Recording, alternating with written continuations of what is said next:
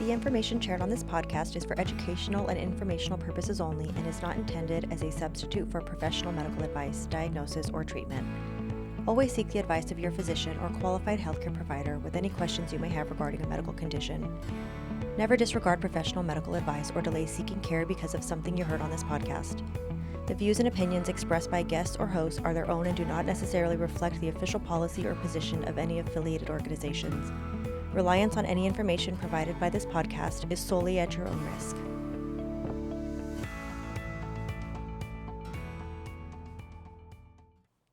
Welcome back to the Healthy Image Podcast, where we highlight the people behind the images. I'm your host, Veronica. And I'm your co-host, Stacy. Today, we're joined by a nuclear medicine technologist with 18 years of experience and a proud graduate of Charles Drew University. He spent the last 7 years at Huntington-Hill Breast and Imaging Centers, bringing dedication and expertise to patient care every day. Outside of work, he's an automotive enthusiast and entrepreneur, proving his drive goes far beyond the imaging suite. Let's get into it.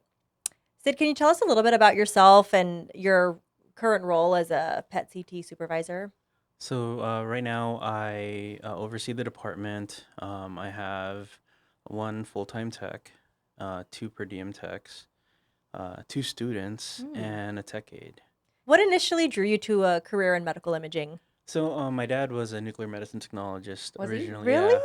Wow. So he started off as a nuke med tech when he immigrated here. Mm-hmm. He actually came from Philippines. Uh-huh. Then he did schooling in Germany, and Oh, then wow.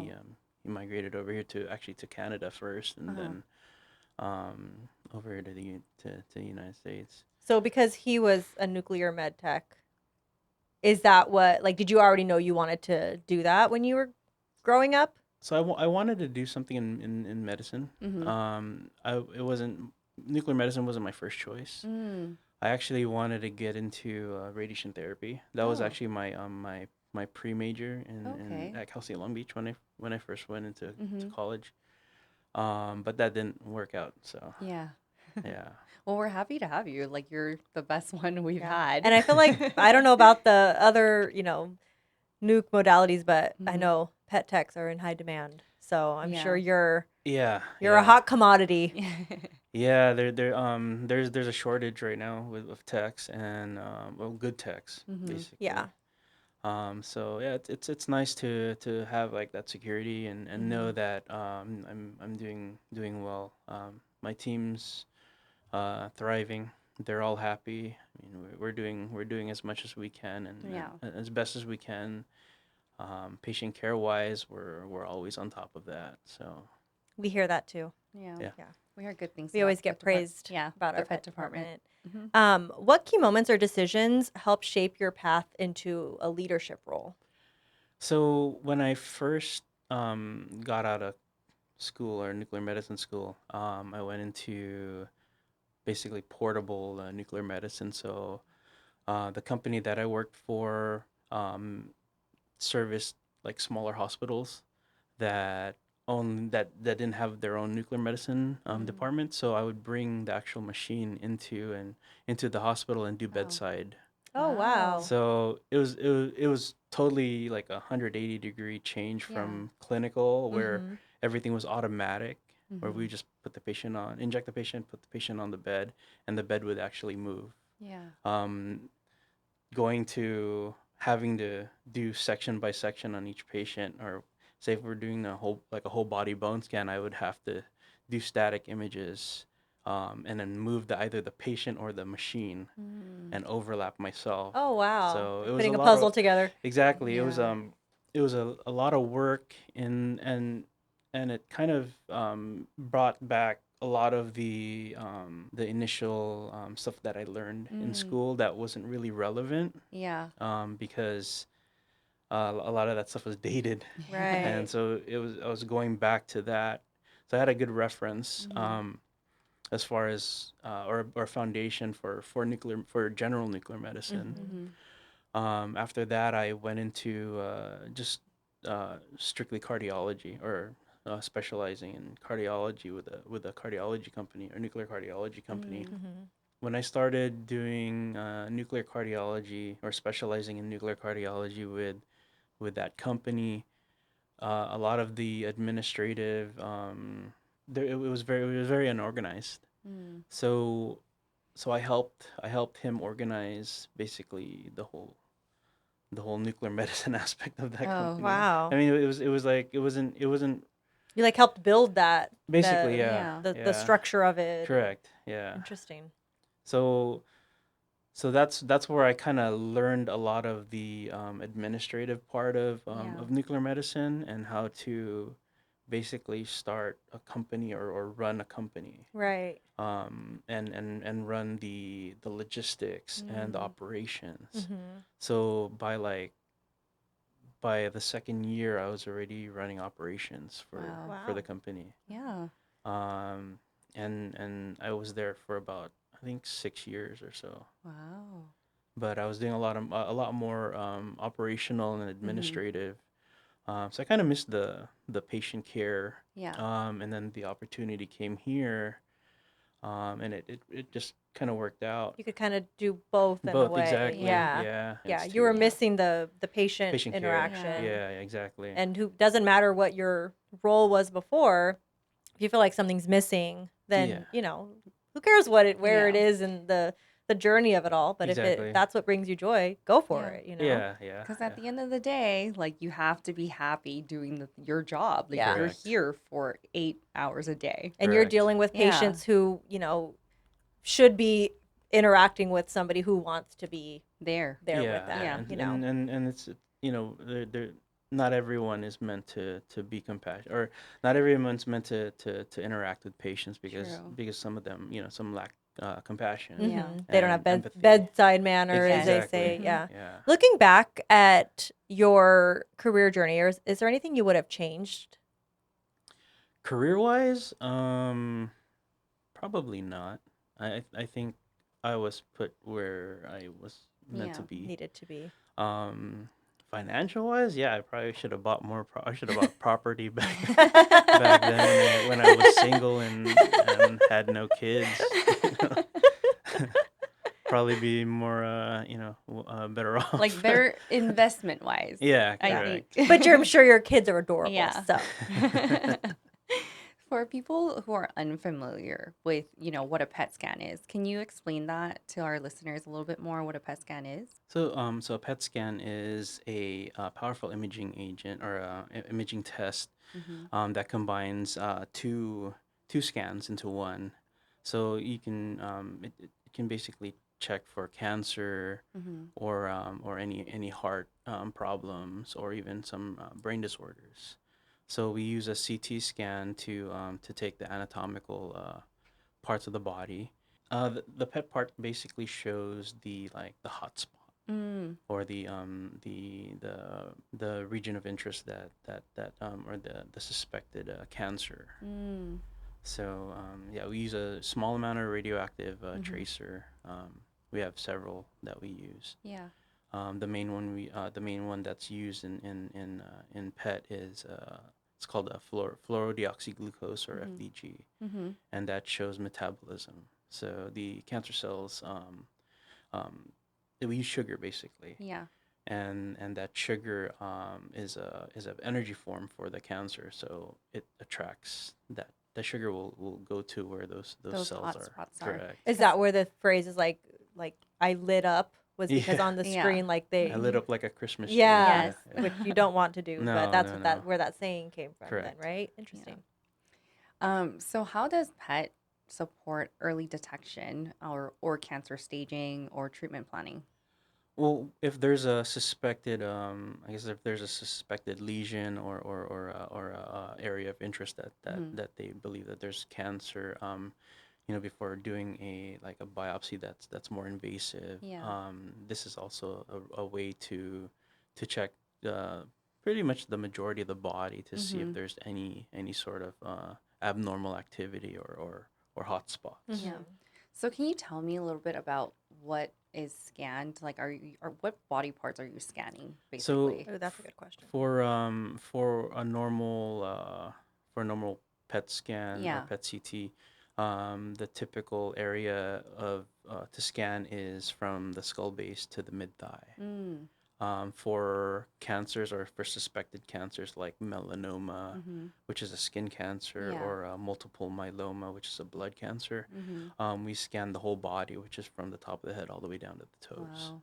Is the unit, can you talk about the unit a little bit? Is it kind of like an MRI or is it more open? How does a unit look like? So it's a hybrid system. So in the front of the machine, we have the CT part Mm-hmm. of the scan. So it's just imagine like a big donut. Mm. It's bigger. The opening in the middle is bigger than an MRI. Yeah. And it's equivalent to like a CT opening, Yeah. but there's it's wider. So what I'm envisioning is like a long table, Correct. a big donut, bigger than, what an MRI would be, and then it's mostly open. Is that Yes. correct? It's open in the sense that both sides are open. Yeah. So when we do our scans, like I said, the front part is the CT part, Mm. and then the back of the machine, that's where the PET portion is. Mm-hmm. So we'll do the CT first, which Mm-hmm. is really quick. Mm-hmm. Once we start the PET scan, the table goes in, and we typically start from the head, and Mm-hmm. then the body moves out Oh, okay. of the other side of the machine. Oh. So for patients that are like claustrophobic, Yeah. or have anxiety, Mm-hmm. their head is gonna be in the machine roughly about 3 to 5 minutes. Okay. The whole scan itself on an average size patient, average height, Mm-hmm. will take anywhere from 7 to 9 minutes. Oh, I was thinking like It was like, 45 minutes. I don't know why. To me, it just feels like such a complex study, but it's quick then. The scan is quick. mm-hmm. The only thing that takes a long time is the wait after the injection, because we Okay. need to let that absorb in the body. Yeah. Right. And that that's takes anywhere time, from right? yeah, exactly. That takes anywhere from 45 minutes to 60 minutes. Wow. Right. So after, say, injection, how do you then know they're ready for the scan? Like, how are you able to tell based off of like the amounts We just you go by the inject? time. Okay. Yeah. We have guidelines Mm-hmm. for specific for each test. Okay. For the FDG, Mm-hmm. we wait typically a minimum of 45 minutes. Gotcha. For the brain or amyloid, for the amyloid test, Mm-hmm. we wait about 60 minutes. For the prostate specific, like the PSMAs, Yeah. we wait anywhere from 50 minutes to an hour. So it just depends on the isotope that you're Correct. giving. Would you use a PET scan for anything other than cancer? So we would use it for like dementia, Okay. to see if there's any sort of for metabolism. So when you're scanning the brain, you're not necessarily looking for brain cancer. No, Mm-hmm. that for metastases to the brain, Mm-hmm. MRI would be MRI a would be better that? That would be option. okay. Correct. Yeah. And how does a PET show dementia or Alzheimer's? The two tracers that we use, Mm-hmm. we use right now, it's based on metabolic or metabolism, Okay. or amyloid plaque. Okay. So the injections will either show if part of the brain is not being metabolized, Okay. or if there's a presence of amyloid plaque in the brain. What are the most common questions you get from patients? The most common questions that we get are we able to be around people after the injection? And we tell the patients it's a general precaution. Yeah. We can't like force you or enforce like, oh, you have to be You have to stay away from people. yeah, you have to be isolated. Mm-hmm. We encourage them to drink plenty of fluids, Yeah. especially the fact that a lot of the isotope, or a lot of the injection will be excreted through the urine. Mm. So the more they stay hydrated, the faster it'll come out of the body. Yeah. I've heard like close the seat before you flush, like all of those like extra precautions. Double of flush, stay away from children, stay away from stay in a elderly. bubble. I know. Yeah, I mean, everyone has, or we all go by a generalized guideline Yeah. for accreditation. And I'm sure it's more, to be safe than sorry. I'm sure Correct. it's beyond what is truly necessary, but might as well. Why not? Let's, Mhm. Yeah. just for everyone's safety. And how long does that have to go for? 24 hours or? We typically say about 8 hours. Oh, okay. If a patient's really concerned, Yeah. I try to explain to them that this injection, this radioactivity decays. Yeah. So for like F18 or for fluorodeoxyglucose FDG, Mhm. the half life is 2 hours. So meaning that in 2 hours, half of whatever we injected is gonna be left. Yeah. And by the 10th half life, Mhm. that's considered to be like little or no activity at all. Yeah. Mm-hmm. So it'd just be decayed completely Mm. to what we call background. So I tell them, well, if it's 10 half lives, then to be safe, if you're really concerned, then Mhm. try to be away from people for about 20 hours. Okay. Yeah. We try to not scare the patients. Yeah. Yeah. They're Yeah. like, it's okay. It's They're at, most of the time when they're getting a PET scan, they're already scared for 100 other many other reasons. reasons, Yeah. like Exactly. the results and Mhm. many other things. How should a patient prepare for a PET scan, and why is fasting really important?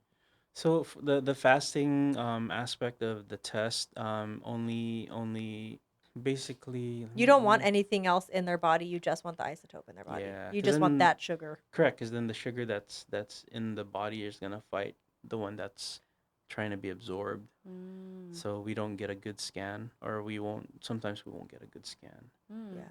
Um, it so with FDG, we really encourage to be fasting at least 6 hours. That's to make sure that the body is not full of sugar, Mm-hmm. because it will just kind of fight with the injection that we're gonna What be about giving. people who are diabetic? Like, do you have them stop?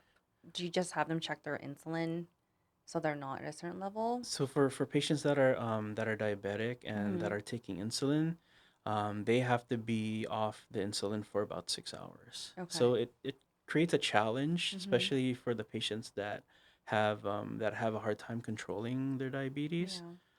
Um, there's certain guidelines that we abide by and or we go with, but ultimately we go with the discretion of our radiologist. Mm-hmm. So depending on what they instruct us to do, then we go with that. What do patients experience with the injection? Um, Sometimes they'll experience like a cold sensation going Mm. in their arm or their hand.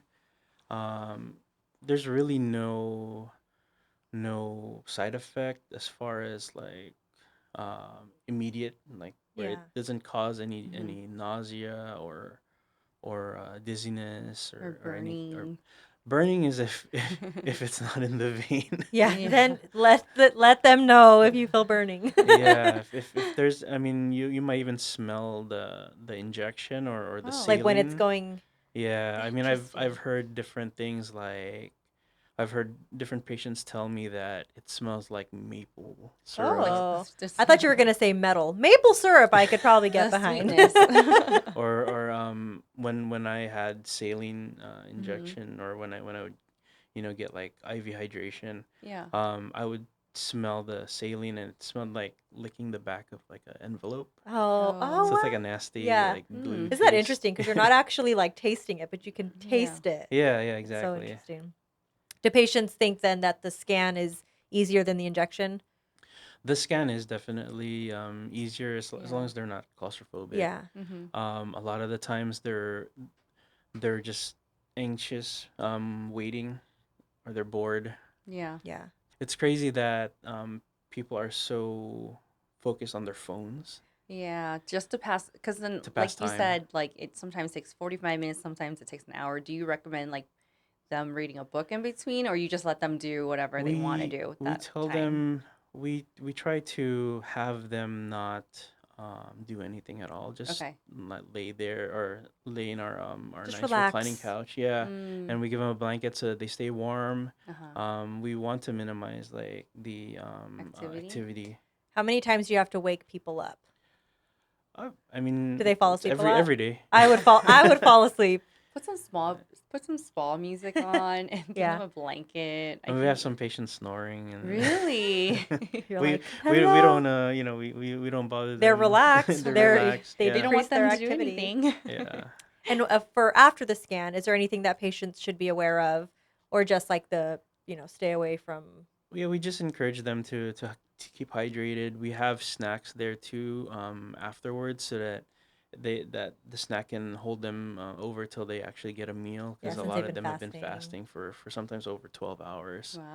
Wow. But yeah, we get a lot of our regular patients Your frequent and our flyers. frequent flyers, and they're like, "Oh, you got good snacks this time." I didn't get this good treatment last time. So, And do you find anything helps try to keep the patients at ease? just a calm demeanor. If a tech goes in and they're already tense, I mean, you can sense that. Yeah. So as long as I always try to go in and show that a little bit of confidence, so that they're not worried, like, oh, this guy's new or something like that. Right. Yeah. So as long as what I always instruct my techs is just be confident, Mhm.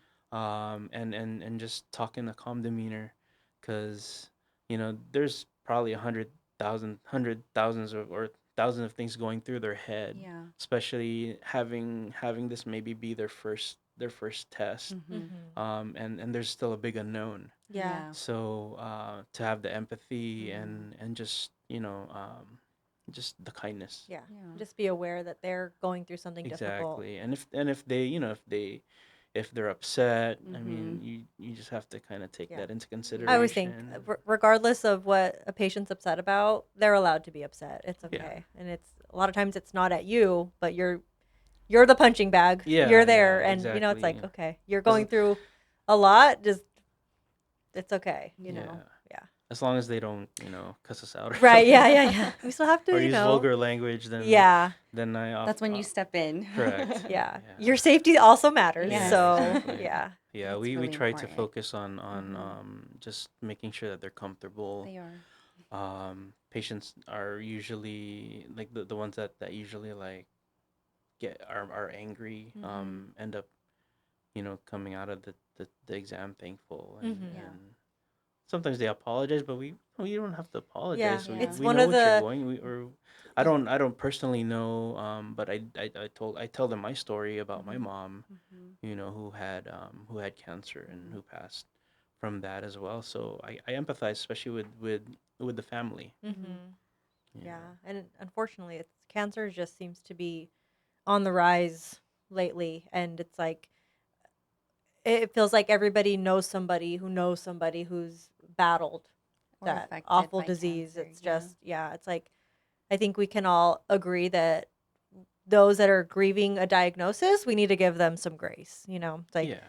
Mhm. we did an episode a while ago with a grief counselor about how to grieve a cancer diagnosis, and anger is a step of grief, and you might have just been right there at that moment they were Moment. feeling that anger. It's Yeah. like, and again, like, let's just give them some grace, and Yep. this might be a new experience for them, not like your frequent flyers. I'm sure, like you said, they come in and are happy with new snacks, and they know Yeah. how it goes.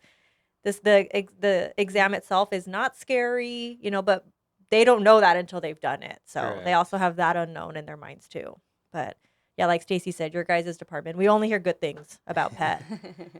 Yeah. That's good. That's good to know. Do you ever hear people? We also did a podcast with Kimberly, one of the liaisons, Mhm. and she says she had a doctor's office who thought a PET scan was where you scanned pets. Have you ever gotten that question? Yes. When you say I work, I'm I a do pet PET tech. scans. Have you ever scanned a pet? I've got that. Not often. Mhm. But I do explain Yeah. what I do Yeah. Mhm. when I do get that. Yeah. What does Yeah. PET stand for? Positron emissions tomography. Hmm. It's not for your pets, guys. Not. Just to switch gears a little bit, Sid, we know that, you're the pet supervisor here at Huntington-Hill Imaging and Breast Centers. How did you get into becoming an automotive like enthusiast and now even an entrepreneur? So I've been heavily involved in cars Mm-hmm. probably since early 2000s. Mm. I was still in college, Mm-hmm. but I did buy my first like I I would consider it I consider it a sports car, but it was a sedan. Mm-hmm. But it was like one of the first like turbocharged cars that were What was it? available. It was a WRX. It's Okay, a yeah, Subaru. I feel like everyone, I remember in the early days, everyone had a WRX. Yeah, and Yeah. and in 2001, that's when it first came out. I Mm-hmm. got mine in 2004. Mm-hmm. The first time I saw it was when my cousin pulled up to the house and he was like, "Hey, I got this new car. It's from Japan. Yeah, It's turbo, like stock, and it's." exciting. So it was like back then it was like, oh, 227 horsepower is pretty Yeah. fast. Now it's like that's nothing. No, yeah. But yeah, that's where I kind of started Mm-hmm. my like automotive enthusiast journey. Ah. But I've always loved cars Mm-hmm. since I was young. Um, we had like a Toyota Land Cruiser Yeah. back when in like '93. That was my mom's car, and I Mm. still have that Oh, wow. Oh, till now. is that the car you work on all the time? That's my Yeah. show car, Oh. or I fully restored it in Mm-hmm. 2022, Mm-hmm. 2021. That's cool. In remembrance, or in to it was like a tribute build for my mom. Yeah. Mhm. Because she would always see all these cars at the house, Yeah. and I mean she was always like, when are you gonna fix up my truck, and finally got to do that. But she wasn't here anymore, Yeah. but Yeah. we were able to do that tribute for her. Yeah. Yeah. But that's like a Yeah. way to honor her. I mean, these are memories that you're always gonna have, Oh yeah. and I feel like you can pass that on to your children too, and like her legacy lives on in Oh that yeah. car. Yeah. You Well, know? my eldest daughter loves cars, Yeah. so especially the colorful ones. Yeah, yeah. Yeah. How did you turn this passion of yours into, you know, A a business. business and now entrepreneurship? So, when I first started building the car, it was mainly to do like car shows and get Mm-hmm. trophies, and Yeah. just kind of like bragging rights. I got my bragging It's rights just with, a hobby. yeah, as a hobby. So back then, the show to win was Hot Import Nights, Mm-hmm. LA, and it's LA. specifically Yeah. LA, because that was like one of the hardest shows to win. Mm-hmm. Um, so in 2009, I competed and I took first place. Wow. So I was Wow. like, okay, I'm done. I'm Yeah, retired. I'm retired. I Um, did what I wanted to do. and in that same year, I I was talking to a couple of my buddies, and they were in talks with manufacturers to basically upgrade a car for Mm. for them, for Ford and Chevy. So we got they're basically dollar cars. Yeah. The manufacturer would give us a car for $1, Mm-hmm. and we would get it completely stock from the dealer, from any Wow. dealer, or Okay. whatever dealer we chose. Um, and then we would fix it up. Mm-hmm. So we targeted several different aftermarket manufacturers for like exhaust, for Mm-hmm. spring, suspension, sounds, anything that you could possibly upgrade on the car. We had these different manufacturers that would make parts for the vehicles, Wow. and then we'd put the parts on, and we would show it at the big, like one of the biggest shows in our automotive aftermarket automotive shows, Okay. called SEMA, which is held every November in Las Vegas. Oh, okay. So that's how we started. And as that I would do that every year. Mm. So from like 2009 to now, I still do that. And we have multiple, or I'll have multiple cars going to SEMA. Mm-hmm. but that's not where it stops. Mhm. Uh-huh. Right now I'm also using my cars or my vehicles Yeah. as a marketing tool. Mm-hmm. So I'm also in marketing. Mm-hmm. I work with the agency, so I'm like a partner with the agency. I also do my own stuff as well, Yeah. online, social You have a media. big decal business, right? I have a decal business as well. Oh my I gosh. What does Sid not do? I do. I mean, even when I was in middle school, I used to build computers and Wow. upgrade computers as well. So You How probably long you does it take you to fix up a car? it depends. One, it depends on budget, mm-hmm. and time frame. If they have the if a person has a budget, a good enough budget, I can build the car in like a month Okay. to whatever spec they want. Mm-hmm. Um, it takes me about for to prepare a car to be show worthy of like SEMA. It can take anywhere from like 2 to 3 months Just like that preparation time. preparation. And how Yeah, long are you working on it in that like time period? You're yeah, obviously busy, being a pet tech as well. yeah. I'm doing that after hours. Uh-huh. So what's nice about my current job Mm-hmm. is I come in early and I Mm-hmm. leave early, so I have Yeah. a lot of time to Yeah. do that. But I You beat have to traffic. balance family time as well. Yeah. So Mm-hmm. once dinner hits, like You're done. yeah, Yeah. until the babies are asleep, and then Yeah. and then I go back It's nice again. with the time change now. You have a little bit more sunlight and you can Yeah, be out there a little bit correct. longer. Yeah, but I try to do whatever I need to do in Yeah. between, Do you whether sleep? it's I sleep anywhere from like 4 to 6 hours. Oh my. Okay. Oh, I function normally. not I me. I'm a monster if I've only had that much sleep. no, women need more sleep. It's Okay, good. clinically proven. Okay, there. It's But I not my do fault. want It is. But I do want to know, do you work on euros more or do you work on we imports do or everything. I mean, I've been focusing mainly right now on like off-road overlanding cars or okay. trucks. Mm-hmm. Just because that's what's in Yeah. and that's what I have. I mean, I have my 1993 Toyota Land Cruiser. We also have a 2025. Me and my wife have a 2025 Land Cruiser that we bought last year. Okay. And I fixed that up for SEMA as well. So we, you know, it took about 3 months to get the truck where it is Hmm. now, and then I just picked up a 2025 Honda Civic Type R Mm. that I'm probably gonna fix up too. Yeah, that'll be fun. Does your wife do this with you or? She supports me, Yeah. for the most part. Yeah. Yeah. She hates me like the month before SEMA because You're probably like, I can't help you with the At that babies. point, she's a single mom. yeah, it's more like help me when you can, hmm but I'm mad at you. Yeah, yeah. I She's can like, I so get it, but I don't like you right Yeah, now. exactly. Yeah. I know how you work here, so I can only imagine how it is when you have like a project that you have to do get done. Yeah, Yeah. I'm very meticulous. Yeah, Yeah. you are. That's good though. That's a good That's a quality very to have, yeah. Yeah.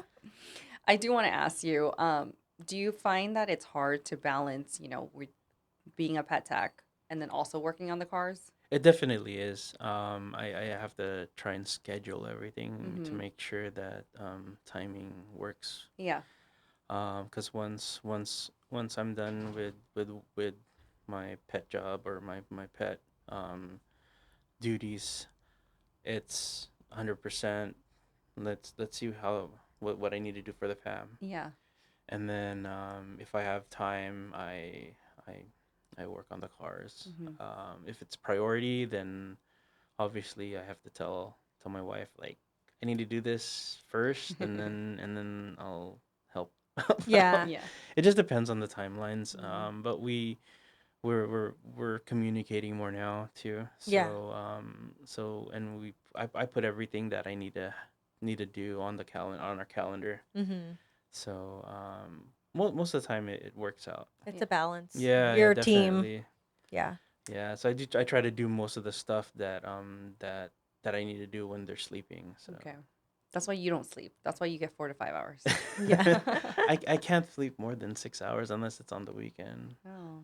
It's hard. Like if I sleep early on a weekday, I wake up early and then I'm up and Then you're like, then okay, I'm well, I tired. can't make too much Oh, that's noise. true. Then as the day's going Yeah. on, you're Yeah. like crashing. Yeah, because Yeah. there are times where I am tired and I sleep. Sometimes I sleep at 6 and then I wake up at 10 and I'm like fully awake. Oh Yeah. no. So Oh. Yeah. then I'll just work on the car stuff more for the stickers. What advice would you give someone pursuing a career outside of their primary career? Just as long as you have a good balance. I mean, Okay. especially if you have a family. When I first started doing this, I was single, so I was just like YOLO. Let's do everything that I'll do everything that I can Hmm. and just like make the money and Mm-hmm. and live that way and Yeah. just just hustle. Like I mean, I've always been a hustler. Yeah. Yeah. And that as long as you have balanced time with the family.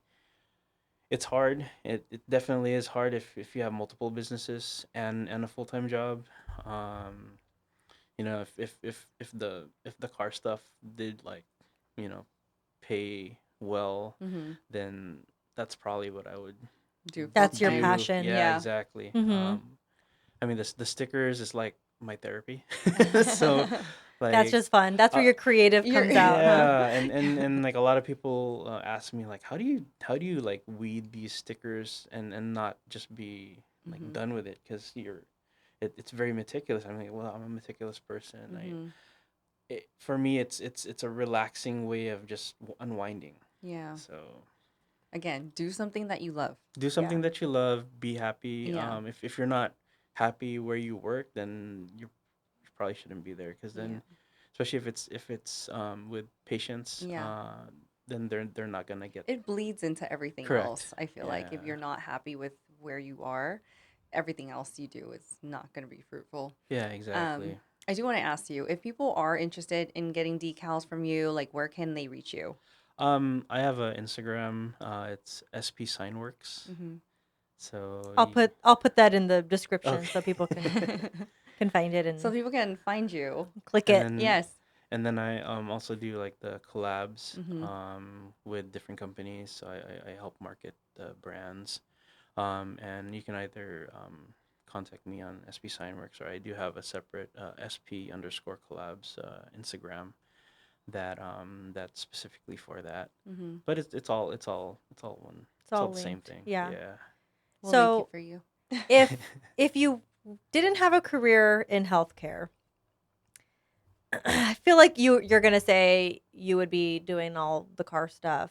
But if you can't do healthcare or the automotive career, what career would you want? Would you say the automotive, like all the car stuff, would that be just like your dream job? that would actually be my dream That's job. like If I could I actually wanted to sell cars. Really? I don't know. Like a Like be car like salesman? at a yeah, dealership? like a high profile car sale, That'd be like Okay. a cool. you know Honestly, that would be really You're like, cool. because I here's all think I the can specs. sell. I think You're like, these are all the I'm a pretty specialized good cars. I'm salesman. at the I'm at the Rolls Royce dealership, and that'd be cool. Or like Yeah. test drive cars. Exactly. Yeah, Yeah. That's another thing too. Like I that'd be cool to yeah, have to have a job test driving like high performance cars yeah. like Hmm. Porsches or Yeah. Do you Lamborghini. ever do I don't know what it's called, but where you take like these nice cars to like the racetrack and like Isn't it in Vegas? Isn't it called a Vegas? It's like my there's a uh Vegas one that you my can husband like went to one do. in like I want to say like the Inland Empire somewhere, and it was like a work thing he went to.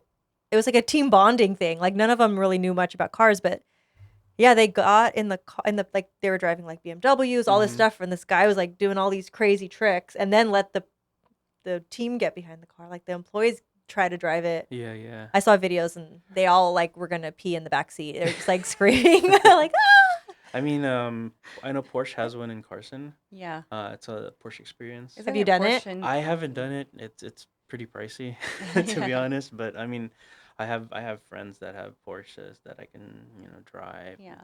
I mean, I have a big network that that have like these fancy cars. Yeah. Mhm. So it's not like something that I can't Attain. yeah, exactly. Yeah. I have the resources Yeah. for that. Do you like to drive fast cars?